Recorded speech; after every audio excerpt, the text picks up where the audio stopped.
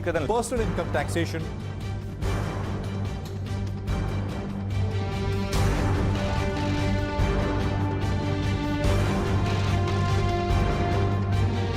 The seat ENWR has already crossed more than 6,000 crores.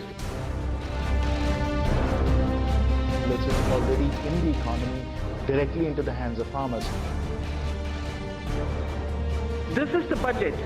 Our government intends to eliminate foot and mouth disease. The budget has not done much at all. Still pay a lower rate. The finance minister, all the exemptions, Massive focus. That's a great plus. very attractive thing for foreign investors. Where do you see the green shoots in the economy? I would have thought that this budget, if anything, has really put in a lot of work to show that we mean every number that we've stated. How does it benefit? Either the revenue tax slab or the windfall jurisdiction. It's not buoyancy could be. That comes with a cap.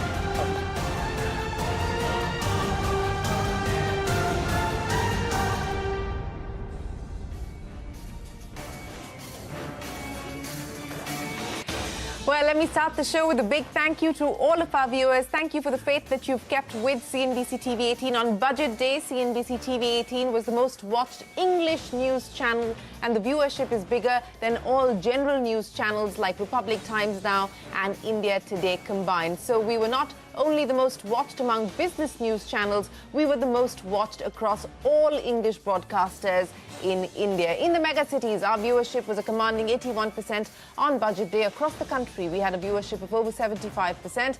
And through the budget week, we had a viewership of over 73%. So once again, a big thank you to all of our viewers for keeping the faith in CNBC TV18. And as I keep pointing out, we promise to live up to it every single day.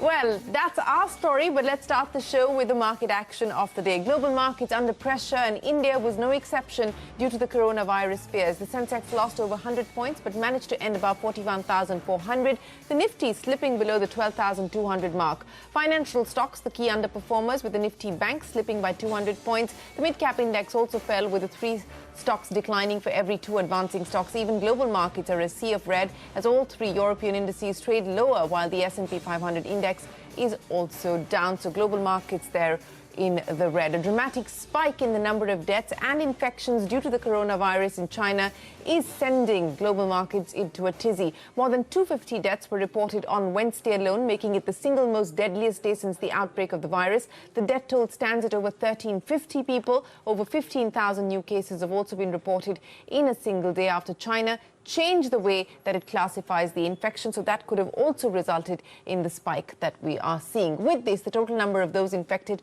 has touched 60,000 people. The rate of recovery is also rising, with China claiming that more than 6,000 people have been cured of the virus so far. Yunus Yoon gets us the latest. Yunus. So Hubei province, which is the epicenter of the outbreak, is now changing the way that it confirms its cases. So it has two groups, one that it calls confirmed, and those people are confirmed with a test kit.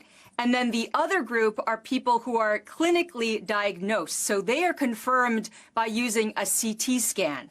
So because of that new change in methodology, we're seeing this jump in the numbers, and it looks as though the aim of it all is to be able to get patients treatment as well as in quarantine faster. But there's still a lot of people who have been doubting the numbers and saying that China is changing its procedures in order to obscure the figures. And one of the reasons why that's out there is because people who are asymptomatic, so don't show any symptoms, are not counted as confirmed cases. So while all these numbers are going up, there are places like the big cities here in Beijing that are hunkering down and putting in place further restrictions. This is what I found out. For many in Beijing, this is becoming a common sight. Disinfection stations are popping up at apartment buildings all over the city. These makeshift stations are meant to sanitize people's clothing and their shoes as they enter. Security say they spray disinfectant inside every 2 to 3 hours. Property managers are working on ways to disinfect cars, too. Until then, drivers come to places like this. Car washes now disinfect your car for free. But don't expect anyone to clean the inside of your car. The staff here are just as nervous as anyone else about catching the virus, which is why the car wash sanitizes your vehicle before you get in. China's top officials have said they see positive changes in their effort to contain the outbreak. They've put up slogans to encourage the public. Unite, be confident, it reads, prevent and control scientifically. Yet residential compounds are highly wary of outsiders. Security at my apartment building are wearing hazmat suits. Now I have to get my temperature checked, register a government ID, show my building security pass, and my house key to the officers. And that's just to get into my own home. And China wants to show that it's handling the situation very carefully and moving things forward. They actually sacked 2 local officials in the outbreak zone. Eunice Yoon, many thanks for joining us. That is the latest in China. Now, the number of cases in the cruise ship docked off the coast of Japan has also seen a sharp spike. 44 new cases were reported today, taking the toll to 218. 2 Indians who are also on board the cruise ship have been infected. More than 3,000 people are stuck on that cruise ship that became a floating quarantine zone after dozens of people tested positive for the virus. Now, the scare over the spread of the coronavirus has led to a lot of churn in the global economy. Annual global events are either being cancelled or postponed. The world's largest mobile phone showcase, the Mobile World Congress planned in Barcelona, has been cancelled. It was scheduled to be held from the 24th to the 27th of February. More than 1 lakh people usually attend the annual event, about 6,000 of whom travel from China. So the Mobile World Congress being cancelled because of the coronavirus fear. Nearly 2 decades after its inception, India's leading online travel portal Make My Trip is all set to go global. In his first interview since taking over as the chairman of the company, founder Deep Kalra said that the time has come to expand geographically. He's confident about the company's ability to replicate its success in India globally, and also added that a small team is scouting for assets abroad. But Kalra also added that the team will focus on building itself organically. He also spoke about the impact of the coronavirus and the charges of predatory pricing that are being probed by India's competition watchdog. Take a look. Let's take the case of the current coronavirus scare, which is obviously a real global crisis, particularly in the East. We've had cancellations, which is obviously not surprising, not just to China, but also to Hong Kong, Macau, Singapore, Malaysia, and other parts of Southeast Asia, and which is to be expected. So a lot of pressure on the customer service side, which again, we fully understand where customers are coming from. So there's an opportunity for us to actually go there, talk to those suppliers, those hoteliers, and say, can we take up that inventory? Can we get a better deal? Because I think Indians may be able to travel out there, because the Chinese aren't traveling at all, rightfully so. They've been all told to stay at home and stay as isolated as possible. And these could be destinations which are completely safe. So there are opportunities, and I think you've got to be smart about this. We've identified a few markets where we will go in and replicate what we've done out here. We'll obviously use big pieces of our code. We'll use big pieces of the overall product experience, but we'll localize it. So in some cases that will be quite dramatically different.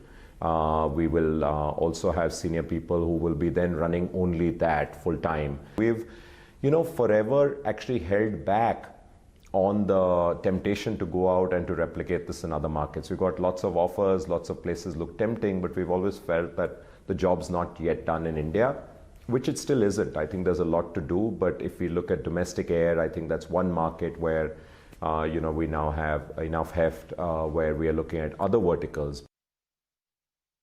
We've obviously been taken back with the CCI case, and we are going to obviously respond to it. We are already underway. We are preparing.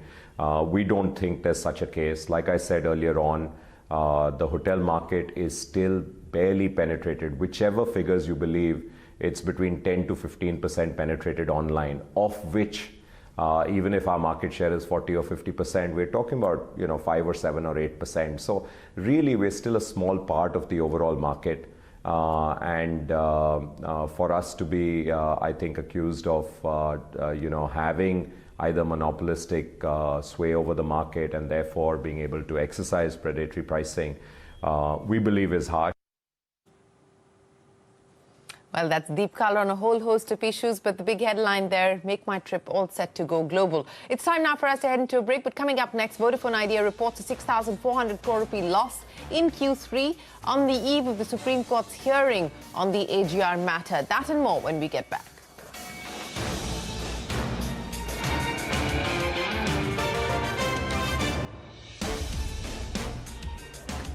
Well, 1 year into the government's flagship scheme, PM Kisan, southern states are claiming saturation on adding more eligible beneficiaries. Remember, a total of 14.5 crore farmers were initially aimed to be added to the scheme that provides 6,000 rupees cash assistance to each farmer family in 3 installments. Archana Shukla joins us now with the exclusive details. Archana, which states are claiming saturation and have they achieved their targets?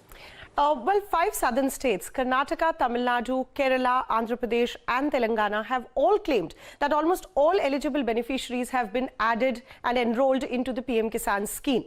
But however, if you compare the data on percentage enrollment versus the 2015-16 agri-census that was used as a baseline for this scheme, none of the states have actually crossed the 60% mark. Look at Karnataka, 57%, Kerala at 37%, Tamil Nadu at 46%. Tamil Nadu and Kerala also, we understand, have stopped adding more beneficiary data to the PM Kisan portal. Look at Telangana. Telangana is now at 59% and Andhra Pradesh at 60%. Remember, Telangana has a similar state scheme ongoing and they have all the agri land records digitized, and they are claiming that they have reached saturation in finding more eligible beneficiaries.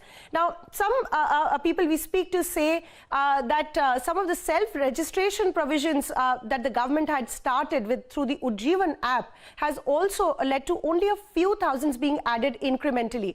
In Tamil Nadu, only 1.7 lakh registered through that app, and in states like Karnataka, only around 12,000 farmers individually came up for application. The stark difference is seen when you compare the southern states that have claimed saturation to the northern states that have claimed saturation. Haryana, Gujarat, Himachal Pradesh, Uttarakhand and J&K all have claimed saturation, but except J&K, all of them have crossed the 80% mark as far as enrollment percentage versus the agri-census is concerned. Gujarat at 90, Haryana at 95%. Now, sources tell us that the differences in land record systems in various states could be a reason for this discrepancy between the northern and the southern states. Also, the fact that 2015-16 agri-census had recorded operational holdings, and one operational holding may not always correlate to one farmer family, and hence the difference. So, for instance, when we look at states like Punjab and Assam that have in fact enrolled more beneficiaries versus the agri-census, Punjab has almost added double the number of farmer beneficiaries as compared to the agri-census. That is owing to multiple splits in family holdings overall, and that's one big reason.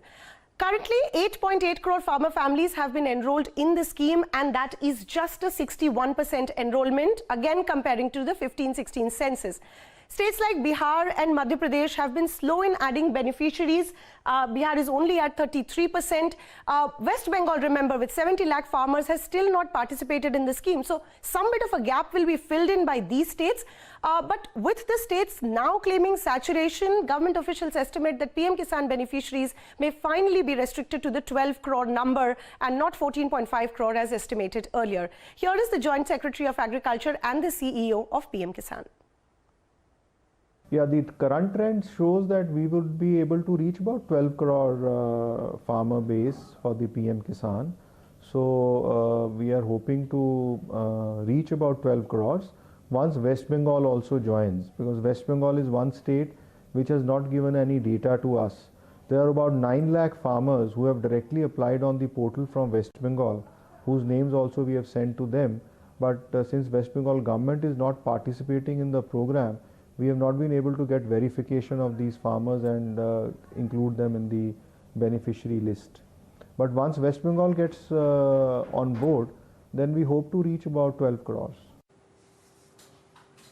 So that's the latest there as far as the PM Kisan scheme is concerned. Versus 14 crores, it looks like the number of beneficiaries will be down to between 11 to 12 crores.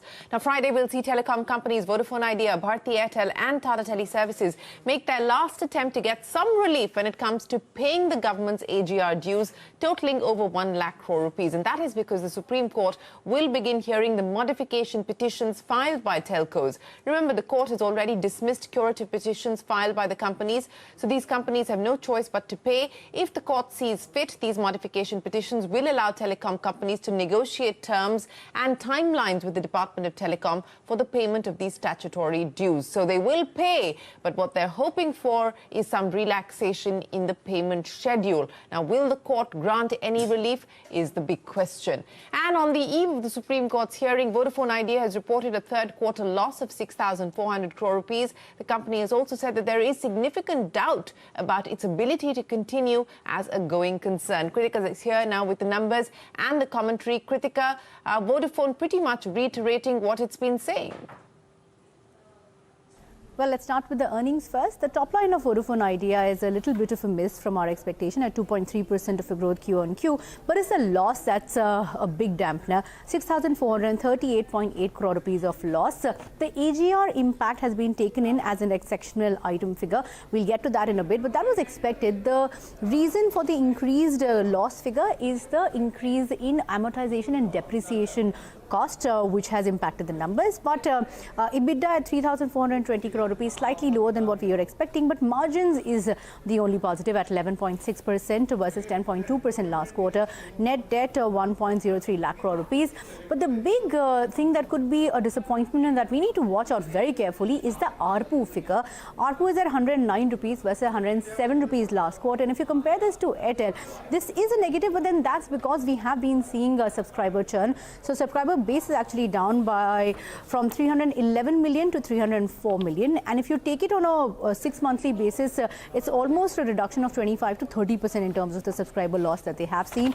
Now, the big point is the Supreme Court AGR impact. So last quarter, they had absorbed 44,150 crore rupees. This particular quarter, they've taken 5,280 crore rupees. So with that, the AGR impact has been absorbed fully into the balance sheet. What they say, and they had indicated this earlier, but they're saying it in much more stronger terms now, is that the material uncertainty exists that casts significant doubt on the company's ability to continue as a going concern. I'm quoting here, uncertainty on company's ability to generate the cash flow that it needs to settle or refinance its liabilities, including those related to the AGR judgment by the Supreme Court and guarantees as they fall due. Pending the outcome of the above matter, the financial results have been prepared as a going concern basis, and if they were to not get a positive return, this is going to lead to several questions being raised on if the company can continue or not.